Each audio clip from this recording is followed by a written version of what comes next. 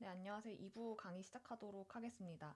저희가 지난 1부에서는 이 CPS가 무엇인지, 그리고 구조에 대해서 살펴보면서 끝에서 이제 시큐리티를 간략히 좀 같이 살펴봤는데, 이번 강의에서는 이 CPS에서 발생할 수 있는 프라이버시 이슈들을 좀 사례 기반으로 해서 한번 살펴보도록 하겠습니다. 네, CPS 보안에서 중요한 주제 중 하나가 프라이버시입니다. 그러니까 우리가 흔히 security라 하면은 이 데이터가 외부로 유출되지 않도록 보호하는 것을 생각을 하는데 프라이버시는 조금 다릅니다. 그러니까 프라이버시는 이 개인의 정보가 어떻게 수집되고 저장되고 이제 공유되는지에 관한 문제인데요. 그러니까 데이터를 안전하게 지키는 것뿐 아니라 그 데이터가 애초에 뭐 필요 이상으로 수집되거나 잘못 활용되지 않도록 관리하는 것도 포함이 됩니다. 또 이런 특히 이제 일부 CPS들은 사람과 직접 연결이 되기 때문에 이 개인과 관련된 민감한 데이터를 수집하게 됩니다.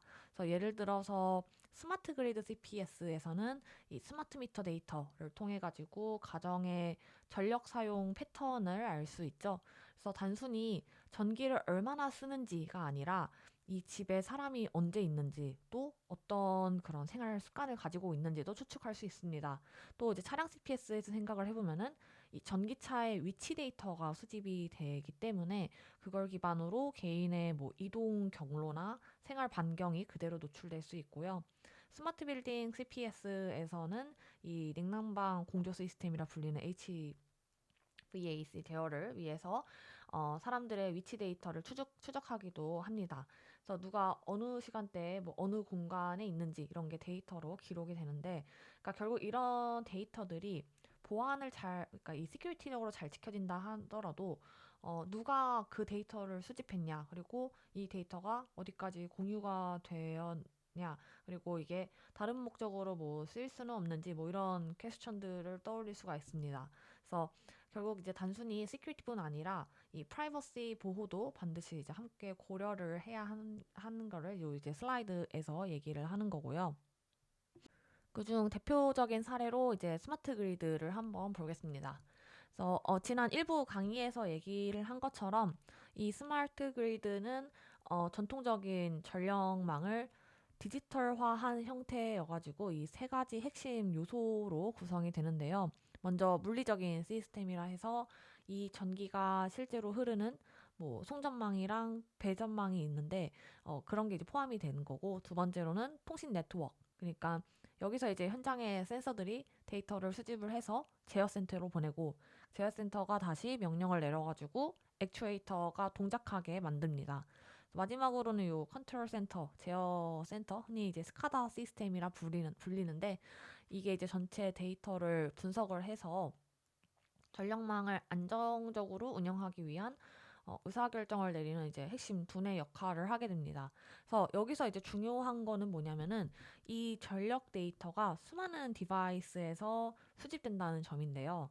그러니까 스마트 미터, 뭐 송배전 센서, 다양한 이제 그런 계측 장치들이 실시간 데이터를 모으기 때문에 그리고 근데 이런 이제 제어 결정을 내리기 전에 반드시 스테이트 에스티메이션이라 하는 상태 추정 과정을 거치게 됩니다. 그러니까 현재 전력망이 어떤 상태이고, 그리고 이제 거기에 맞춰서 음, 발전량을 조절하거나 부하를 분산시키는 건데요. 그러니까 여기서 만약에 데이터가 잘못되거나 혹은 공격자가 뭐 일부 정보를 조작한다면은 이 전력망 전체가 잘못된 판단을 내릴 수가 있는 겁니다. 그래서 단순히 뭐 데이터 하나가 뭐 변조됐다 수준이 아니라 대규모 정전이나 뭐 에너지 분배 오류 같은 그런 심각한 결과로 이어질 수가 있습니다. 네, 그래서 이 스마트 그리드 CPS는 여기서도 이제 보안뿐만 아니라 프라이버시 문제까지 직결이 되는 게 좀 다다음 슬라이드에서 볼 건데, 이 스마트 미터 데이터만 봐도 개인 생활 패턴까지 이제 유추도 가능해지게 됩니다. 네, 그래서 또 이제 중요하게 보는 컴포넌트 중 하나가 바로 요 통신 네트워크인데요. 그러니까 단순히 이 전기를 흐르게 하는 거에서 끝나는 게 아니라 이 전력 데이터를 수집하고 그리고 제어 명령을 이제 전달하기 위해 반드시 이 복잡한 요 통신 구조가 필요합니다. 그래서 크게 세 가지 주요 계층으로 나눠서 볼 수가 있는데요. 첫 번째는 이제 요 홈 에리어 네트워크이라 해서 혹은 이제 빌딩 에리어 네트워크인데, 그러니까 가정이나 빌딩 안에서 여기 요 부분에 해당하는 겁니다. 네, 가정이나 빌딩 안에 있는 뭐 가전제품, 스마트 미터 혹은 전기차 충전기 같은 장치들이 서로 연결되는 네트워크입니다. 두 번째로는 바로 여기 옆에 있는 것처럼 이 Neighborhood Area Network, 그러니까 NAN이라 불리는데, 여기는 이제 여러 집이나 빌딩에서 모은 데이터를 이제 중간 허브 역할을 하는 지역 네트워크로 모으게 됩니다. 마지막으로는 이제 와이드 에리어 네트워크이라 해서 이 네트워크 같은 경우는 이제 전체 전력 회사의 이런 제어 센터랑 연결이 돼가지고 대규모 전력 데이터를 관리하고 제어하는 역할을 하게 되는데요. 그러니까 여기서 이제 중요한 문제가 바로 프라이버시. 이 AMI라고 불리는 이제 구조에서 문제가 생기는데, 이 스마트 미터가 집집마다 설치가 되어 있고 이 데이터들이 결국 이제 중간에 수집이 되는데, 이게 단순히 전력 사용량을 넘어서 개인의 이제 생활 패턴이 드러나는 그런 민감한 정보들이 포함될 수 있습니다. 네, 그 사례를 우리가 이제 뒷슬라이드에서 이어서 한번 보도록 할게요.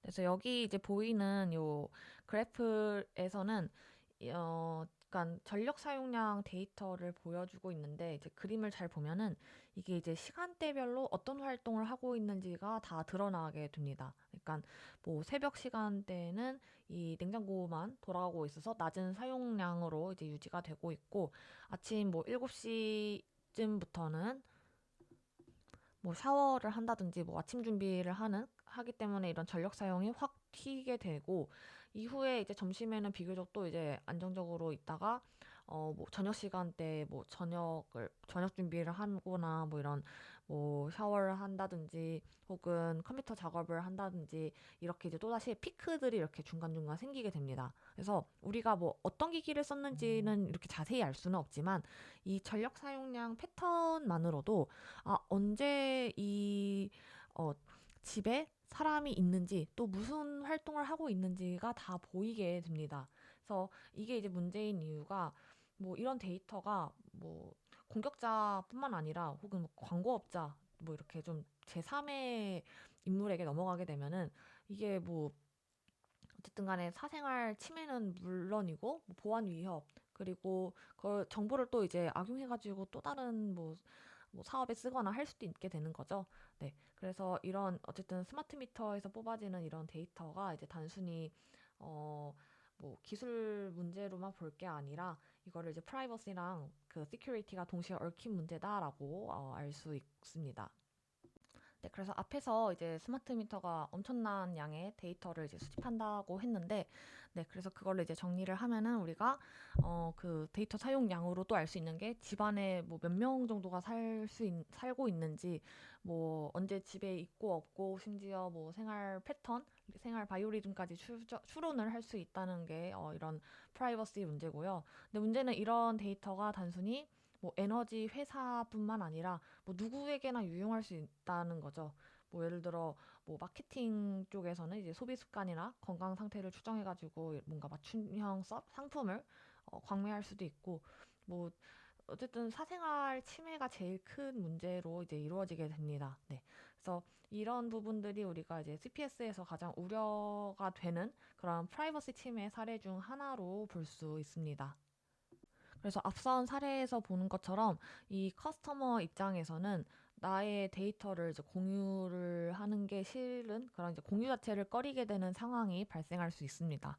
그래서 여기서 우리가 고려할 수 있는 이런 이상적인 해결책은, 누구도 이제 내 개별 데이터에는 접근하지 못하게 해야 하고, 근데 그런 와중에 전력회사에서는 여전히 뭐 요금 청구를 한다든지 이런 뭔가 전력 수요 관리 를 한다든지 혹은 스테이트 에스티메이션 이런 거를 이제 다 할 수 있어 업무를 할 수가 있어야 하는데, 사실 이제 데이터를 보지 죽지 않고도 이런 계산을 한다라는 게 가능하지 않잖아요. 그래서 여기서 이제 등장하는 이제 기술이 바로 이 완전 동형 암호입니다. 그래서 이 동형 암호 기술을 사용을 하면은 데이터가 암호화된 상태에서 뭐 계산이 가능해집니다. 그래서 전력 회사는 이 고객의 원본 데이터를 보지는 못하지만 이 암호화된 데이터를 통해서 필요한 뭐 통계나 과금 작업을 할 수 있게 되는 겁니다. 네, 그리고 또 생각할 수 있는 거는 이제 요 익명화가 있는데 그 고객의 이제 신원 아이디, 커스터머 아이디랑 데이터를 이제 분리를 해가지고 이게 누구의 데이터인지 알 수 없게 만드는 방식이 있습니다. 근데 이제 사실 현실에서는 제3자가 필요하고 이게 전력망 또 전체 구조를 다 바꿔야 한다라는 그런 리미테이션이 존재하고요. 두 번째로는 이 전력 데이터를 리쉐이핑 하는 방법. 그러니까 쉽게 말해가지고 실제 사용량을 뭐 그대로 보여주지 않고 어, 그러니까 뭐 배터리나 전력 라우터 같은 거를 사용을 해서 외부에서는 이제 그런 사용 패턴을 숨기는 방식이 있습니다.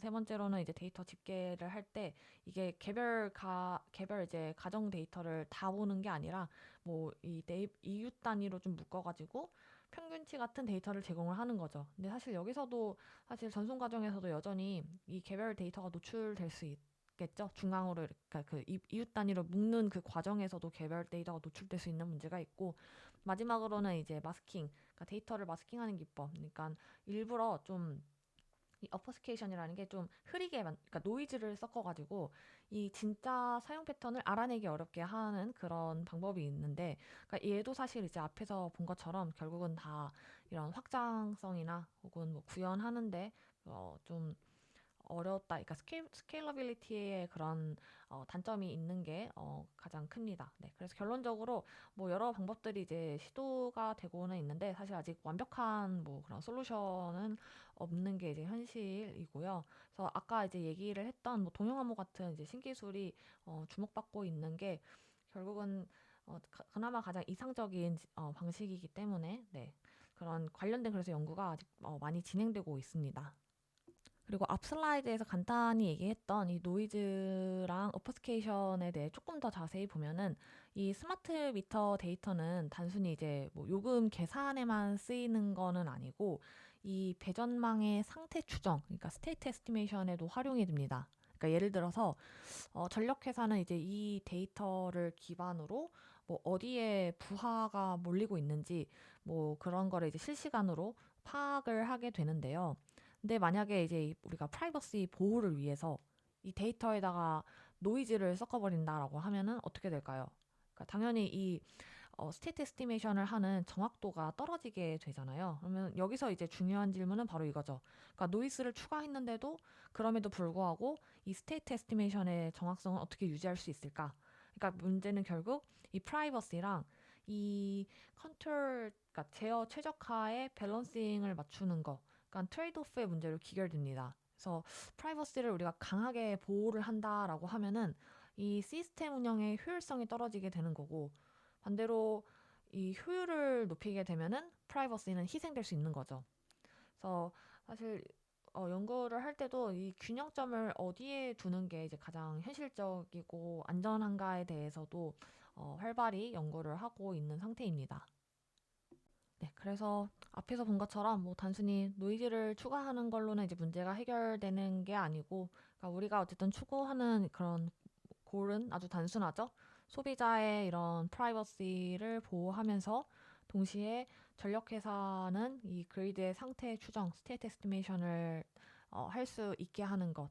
이거를 이제 보통 privacy preserving state estimation, 그러니까 이라고 부르는데, 그러니까 프라이버시 보존형, 뭐 상태 추정, 굳이 지적을 하면 그런데 이게 결국 얘기를 하는 건 뭐냐면은 어, 개개인의 이제 세세한 사용 정보는 감추면서 이 시스템 운영에 필요한 뭔가 통계적 정보나 이런 거는 유지하는 방법을 찾는 것이 네, 핵심 과제입니다. 네, 그래서 뒷 슬라이드부터는 여기서 발생할 수 있는 이런 시큐리티 사례들을 조금 더 살펴보도록 하겠습니다. 우리가 이 시큐리티 고를 정할 때는 공격자가 어디까지 할 수 있는지 그 스렛 모델을 정해야 하는데요. 일단 첫 번째 이제 어택 시나리오에서 생각을 할 수 있는 거는 전력회사 자체가 자체적으로 데이터를 악용하는 경우입니다. 그래서 스마트 미터가 수집하는 이제 데이터는 매우 이제 이 파인 그레인 해가지고 약간 세밀해서 이 회사가 마음만 먹으면은 고객의 이런 비헤이비어이나 뭐 패턴을 분석할 수 있고 심지어는 이 데이터를 서드 파티, 그러니까 제3자와도 공유를 할 수 있습니다. 그래서 이 보안 목표는 이렇게 수집된 데이터, 파인 그레인한 데이터 자체를 오퍼스케이트, 난독화를 해가지고 원래 이제 사용 패턴이 드러나지 않도록 하는 그런 시큐리티 콜이 필요하게 되는 거죠. 그리고 두 번째 이제 공격 시나리오에서 생각을 할 수 있는 거는 중간에 이제 도청자가 있다라는 거를 가정하는 케이스입니다. 그래서 외부에 이제 있는 공격자가 어떠한 이제 이런 통신 커뮤니케이션 채널을 에서 이제 중간에 이제 엿들어가지고 뭐 스니핑 같은 걸 하는 거죠. 스마트 미터랑 이제 전력 회사 사이에 주고받는 데이터를 중간에서 가로칠 수가 있습니다. 그래서 이 경우에는 이 통신을 보호를 우리가 해가지고 데이터가 이제 중간에서 탈취되더라도 그걸 안전하게 만드는 것. 그러니까 뭐 암호화 같은 기술이 여기서도 이제 들어갈 수 있게 되는 거죠. 그래서 첫 번째로 우리가 해야 되는 거는 이 데이터 자체의 보호가 필요하고 그 다음에 공격자가 그 통신 경로에서 데이터를 가로채서 사용하는 악용하는 그런 통신 경로의 이제 보호가 필요하다라고 정리를 할 수 있습니다. 네, 그리고 세 번째 이제 공격 시나리오는 공격자가 이 스마트 미터를 이제 사칭하는 경우인데요. 그러니까 어, 뭔가 어떤 특정 스마트 미터를 사칭해서 가짜 데이터를 보내는 거예요.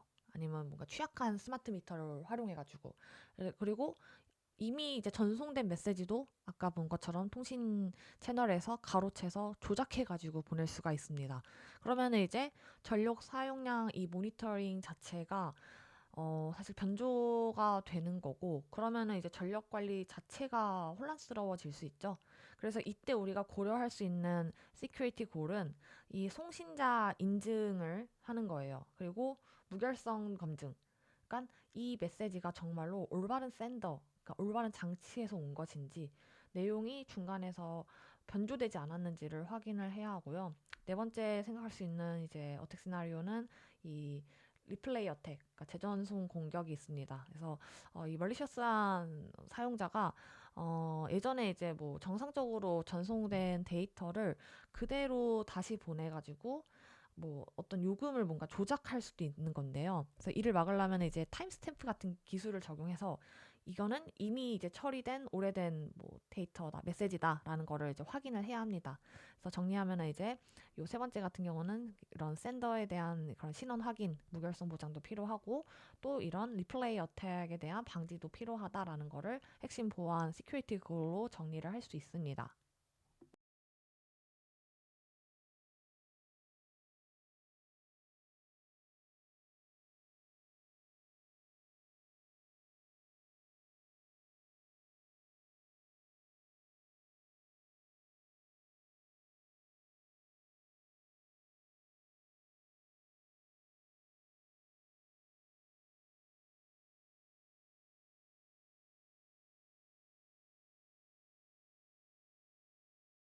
그 다음 이제 사례로는 요 스마트 빌딩 CPS를 살펴보겠습니다. 네, 이 스마트 빌딩의 목표라 볼 수 있는 거는 단순히 이제 건물을 관리하는 게 아니라 사용자한테 뭐 편안함이나 그리고 이 액세스 컨트롤이나 혹은 시큐리티 그리고 빌딩 매니지먼트, 그러니까 에너지 효율 관리까지 다 포함이 되는데요. 그래서 우리가 뭔가 예를 들어 가지고 에너지 전략을 위해서 이 건물 안에 사람이 있는지 없는지를 일단 알아야 하고 그리고 그 행동 패턴을 파악해서 적절한 서비스를 제공할 수 있어야 합니다. 그래서 첫 번째 강의에서 얘기를 한 것처럼 그럼 이 스마트 빌딩에서 CPS가 어디에 활용되냐라고 하면은 냉난방 시스템이나 조명 제어가 있는데요.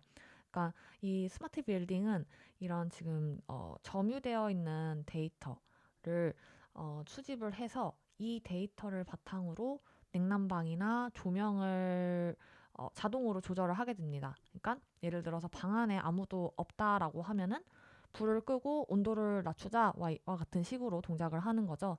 그래서 이 스마트 빌딩은 이 사용자의 행동을 지속적으로 모니터링하고 그 결과에 따라서 자동으로 이런 컨트롤 커맨드를 내리는 컨트롤 액션을 하는 그거를 이제 CPS라고 할 수가 있습니다. 그래서 건물을 단순히 뭐 벽과 공간 이렇게 보는 게 아니라 이 사람과 데이터를 기반으로 스스로 적응하고 반응하는 이 CPS, 그러니까 지능형 사이버 물리 시스템이 되는 거죠. 그럼 여기서 이제 중요한 또 프라이버시 문제가 뭐가 있냐라고 하면은 앞에서 본 것처럼 이 빌딩이 사람의 이제 위치나 행동을 알아야 제대로 작동을 한다라고 이제 설명을 드렸는데 그게 바로 이제 프라이버시 문제랑 또 이어지게 되는 거죠. 그래서 예를 들어서 사용자가 뭐 어느 공간에 있는지 그리고 언제 움직이고 뭐 어떤 행동 패턴을 보이는지 이런 정보가 다 기록되고 추적이 될 수 있습니다. 그래서 그럼 이 정보들은 어디서 오는 거냐라고 하면은 그 건물 내부에 있는 센서나 RFID, 심지어 뭐 CCTV나 와이파이 같은 이 빌딩 인프라에서 얻을 수도 있고, 또 쉽게 생각할 수 있는 거는 개인이 들고 다니는 이 퍼스널 디바이시스, 그러니까 스마트폰이나 노트북 그리고 우리가 웨어러블 디바이스와 같은 개인 기기에서도 얻어집니다. 결국은 이게 다 네트워크를 통해서 있기 때문에 이런 데이터를 얻을 수 있는 건데요. 네, 그래서 정리하면은 이 스마트 빌딩도 뭐 어쨌든 자동으로 제어를 해주니까 편리하고 효율적이지만 동시에 이 갖가지 데이터들이 다 모아져서 다뤄지는 거기 때문에 개인의 이제 위치나 생활 패턴이 그대로 노출될 수 있는 위험을 가지고 있습니다. 그래서 이 케이스에서도 우리가 볼 수 있는 게 결국은 나의 이제 편의를 위해서 데이터를 맡길 수 있냐 아니면은 내 편의를 조금 포기해서라도 프라이버시를 우선해야 하느냐, 뭐 이런 이제 사회적인 뭔가 디스커션으로 연결이 될 수가 있습니다. 그러면은 이런 이제 프라이버시 문제를 해결을 하려면 이제 어떻게 해야 할지를 좀 더 고민을 해보면은 다 이제 사실 방법은 공통적으로 나오는 게 도달되는 게 내가 이제 사용한 데이터가 이 데이터가 나의 것이다라는 걸 숨기는 그 목표는 똑같아요. 그래서 여기서도 이제 생각할 수 있는 게 첫 번째로 이제 익명화를 하는 거죠. 그러니까 내 사용자의 이 신원을 데이터에서 이제 분리해가지고 누가 어떤 행동을 했는지 특정할 수 없게 하거나 데이터 마스킹 기법을 통해서 수집된 이제 위치 정보를 가려가지고 직접적으로 추적하는 것을 어렵게 만드는 기법입니다. 그래서 특히 이 어노마이제이션 같은 테크닉은 정확한 이제 위치 데이터 자체는 유지를 하는데 이제 개인의 이제 신원만 가려주는 장점이 있어요. 근데 사실 이제 건물 같은 경우는 정말 이제 누가 있냐, 어떤 사람이 뭐 그러니까 그 개개인의 패턴을 보기보다는 사실은 건물 자체에 지금 그러니까 특정 사람이라 보기보다는 누군가가 뭐 존재를 하는지 안 하는지 약간 이런 익명화 기법이 스마트 그리드보다는 좀 더 잘 활용이 될 수 있는데요. 네. 그래서 사실 이제 비슷한 또 사례로 볼 수 있는 게 우리가 이제 스마트폰에서 이 맥 주소를 주기적으로 바꿔주는 방법도 뭐 대표적인 사례라고 볼 수도 있죠. 근데 이렇게 하면 어쨌든 간에 공통적인 거는 시스템은 위치 정보를 뭐 수집을 할 수 있지만 그게 특정 개인이랑 연결되지 않게 하는 그런 이제 특징을 가질 수 있습니다. 그리고 여기서도 이제 공통적으로 이런 위치 로케이션 인포메이션을 이제 뭔가 왜곡하거나 아니면은 이거를 제때 이제 뭔가 리포팅을 하지 않는다 하면은 결국 이런 제어 그러니까 퀄리티 컨트롤 하는데 좀 영향을 미치게 되는 거죠. 그래서 예를 들어서 우리가 이 건물 내 사람들이 뭐 어디에 주로 많이 분포하고 있는지 이런 걸 정확히 알 수 없으면은 이 냉난방이나 조명 제어를 좀 비효율적으로 이루어질 수밖에 없습니다. 뭐 최악의 경우에는 뭐 무작위로 작동하는 상황이 생길 수도 있는데, 그러니까 결국 이제 이런 케이스에서도 에너지 전략 효과가 사라지게 되는 거고, 그러니까 우리가 기대했던 이 스마트 빌딩의 장점이 무의미해질 수가 있는데요. 네. 그래서 또 여기서 이제 등장하는 문제가 요 프라이버시랑 유틸리티의 트레이드 오프 문제. 그러니까 얼마나 개인정보를 보호를 할지, 그리고 그에 따른 이 제어 컨트롤하는 그 퍼포먼스 저하를 어디까지 이제 감수할지 요 이제 균형점을 잡는 게 또 핵심 과제로 볼 수가 있습니다. 그래서 이런 위치 데이터를 그럼 어떻게 보호할 수 있는지 좀 사례 기반으로 한번 다시 보면은 첫 번째로는 이 클라이언트 디바이스에다가 좀 신뢰할 수 있는 미들웨어를 설치를 하는 겁니다. 그래서 대표적으로 이제 암 트러스트존 같은 하드웨어 보안 기술이 활용이 돼서 우리가 모바일 안에 신뢰하지 않는 영역이랑 신뢰하는 영역, 그러니까 뭐 그걸 노멀 월드, 시큐어 월드라 하는데 이렇게 이제 분리를 해서 이런 위치 데이터는 이제 시큐어 월드에다 저장을 해가지고 안전하게 가공하는 방식이 있을 수 있고요. 두 번째로 이제 사용하는 방법은 바로 이 스파셜 오퍼스케이션이라고 하는 이제 공간적 난독화가 있습니다.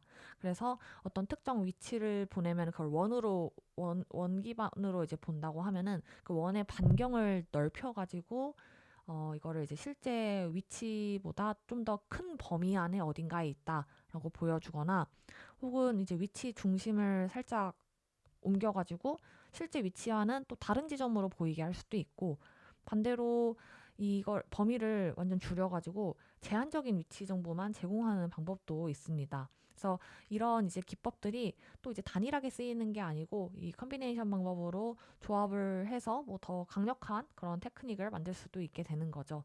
그래서 결론적으로 이제 사용자 입장에서는 이 위치가 직접적으로 노출되지 않고 서비스 제공자 입장에서도 어느 정도의 위치 정보는 여전히 이제 활용할 수 있도록 하게 되는 게 가능해집니다.